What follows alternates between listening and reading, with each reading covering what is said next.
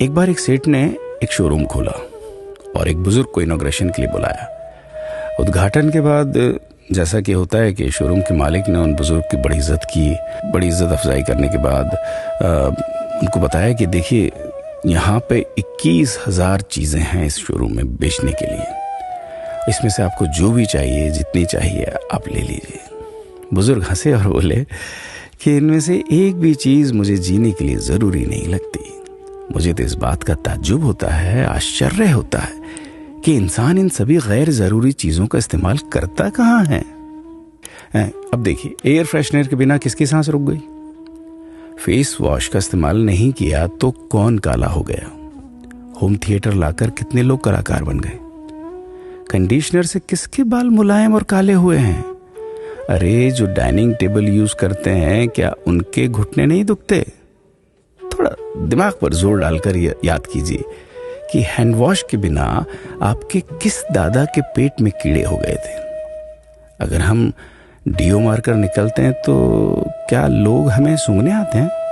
Actual में तो हम सभी इस प्रकृति को चुनौती दे रहे हैं, वरना बुगला जो होता है वो शैम्पू से नहाता है क्या? मोर अपने रंगों को संवारने या बचाने के लिए कौन सा कंडीशनर या फेस वॉश इस्तेमाल करता है? कभी किसी बिल्ली को मोतियाबिंद होता देखा है? किसी खरगोश के बाल कभी गिरते हुए या सफेद होते हुए देखे हैं? इनहेलर या बाम के बिना भी कुत्ते के सूंघने की क्षमता उतनी ही तेज है। मधुमक्खी का शुगर लेवल बिना दवाई के भी कंट्रोल में ही है। अलार्म के बिना भी मुर्गा रोज उठकर बांग देता है। दरअसल इंसान पैसा खर्च करके दुखी होने की चीजें खुद ही खरीदता रहता है। नेट बंद तो दुखी, लाइट जाए तो दुखी, मोबाइल का चार्जर खराब तो दुखी, केबल टीवी कट जाए तो दुखी, मच्छर मारने की दवाई ना मिले तो दुखी, महिलाओं को मेकअप ना मिले तो दुखी, मैचिंग कपड़े नहीं मिले तो दुखी। आजकल इंसान 10 मिनट में 20 तरह से दुखी और परेशान रहता है।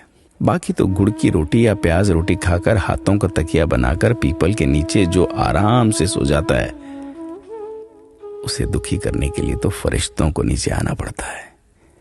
ये सब देखा देखी का खेल है। सच तो यह है कि सुखी रहने के लिए बहुत कम खर्चा होता है, लेकिन दूसरों को दिखाने में कि मैं कितना सुखी हूं, इसी में बहुत ज्यादा खर्चा होता है। जैसे जैसे सुविधाएं बढ़ रही हैं, दुखी होने के रास्ते भी खुलते जा रहे हैं। अगर आपको ये सब सच लगता है तो लोगों को जागृत कीजिए और फिजूल खर्च से बचाइए। दोस्तों, खुद सुखी होने के लिए खर्च कीजिए, दूसरों को दिखाने के लिए नहीं। हाँ, लेकिन अपना ख्याल रखिएगा।